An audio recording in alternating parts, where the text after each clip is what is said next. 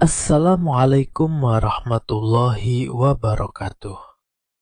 Perkenalkan, nama saya Muhammad Yusran Abdullah. Saya akan membahas tentang hadis qudsi. Hadis qudsi merupakan jenis hadis yang memiliki kedudukan istimewa karena maknanya berasal dari Allah Subhanahu wa Ta'ala. Tetapi penyampaiannya menggunakan kata-kata Nabi Muhammad Sallallahu Alaihi Wasallam. Ketika Nabi meriwayatkan hadis qudsi, beliau biasanya menyebutkan dengan ungkapan seperti Allah berfirman atau Rob kalian berfirman. Hal ini menegaskan bahwa inti pesan berasal dari Allah, namun tidak menjadikan hadis qudsi sebagai bagian dari Al-Quran.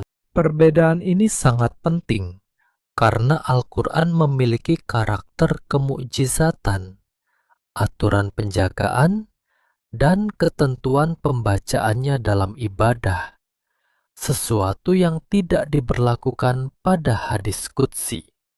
Hadis qudsi umumnya memuat pesan-pesan spiritual yang mendalam, seperti tentang rahmat Allah, ampunan, keadilan, ancaman bagi pendosa, kasih sayang Allah kepada hambanya, hingga gambaran hubungan emosional antara manusia dan Tuhannya. Karena sifatnya yang menggugah jiwa, hadis qudsi sering dipandang sebagai teks yang memperhalus hati, menguatkan akidah, dan meningkatkan kesadaran hamba tentang kedekatan Allah dengan makhluknya.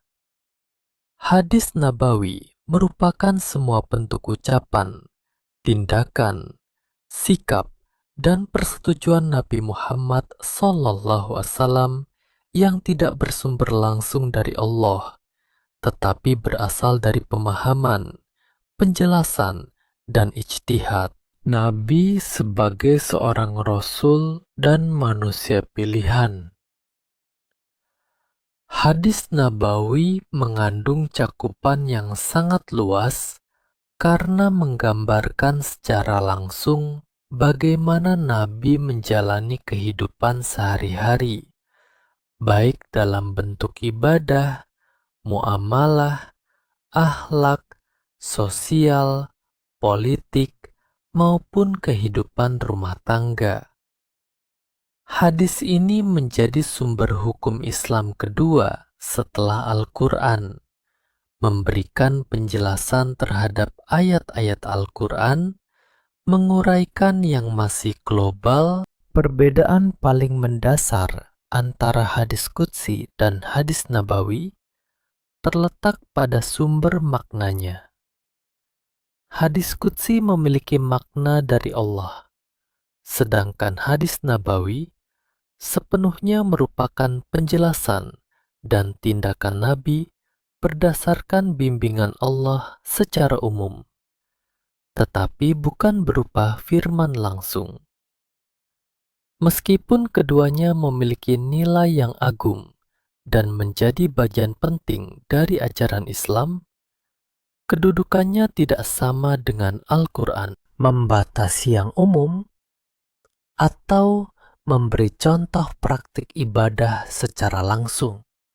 Dari hadis Nabawi pula, umat Islam mengetahui cara melaksanakan sholat, puasa, zakat, haji, etika berbicara, adab makan, cara memperlakukan manusia, hingga cara menyelesaikan persoalan hidup.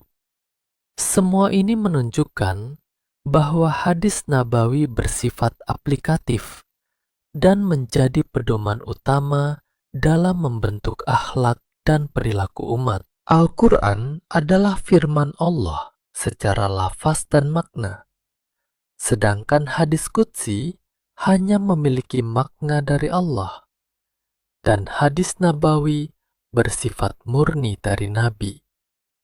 Pengklasifikasian ini membantu umat Islam memahami perbedaan fungsi masing-masing teks. Hadis qudsi lebih menekankan aspek rohani dan nilai-nilai keilahian, sementara hadis nabawi menekankan aspek syariat, hukum, etika, dan contoh praktis kehidupan. Dalam kajian ulumul hadis, pemahaman mengenai perbedaan ini berfungsi untuk menyadarkan bahwa tidak semua yang berbunyi firman Allah otomatis menjadi Al-Quran. Hal ini juga menghindarkan kekeliruan dalam penggunaan dalil, serta mempertegas bahwa hukum Islam tidak berdiri hanya dari satu sumber. Kedua hadis ini saling melengkapi dalam membentuk pemahaman komprehensif tentang ajaran Islam. Al-Quran adalah firman Allah secara lafaz dan makna, sedangkan hadis qudsi hanya memiliki makna dari Allah, dan hadis nabawi bersifat murni dari Nabi.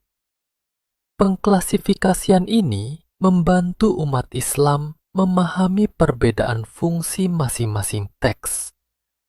Hadis qudsi lebih menekankan aspek rohani dan nilai-nilai keilahian, sementara hadis nabawi menekankan aspek syariat, hukum, etika, dan contoh praktis kehidupan. Dalam kajian ulumul hadis, pemahaman mengenai perbedaan ini berfungsi untuk menyadarkan bahwa tidak semua yang berbunyi firman Allah otomatis menjadi Al-Quran.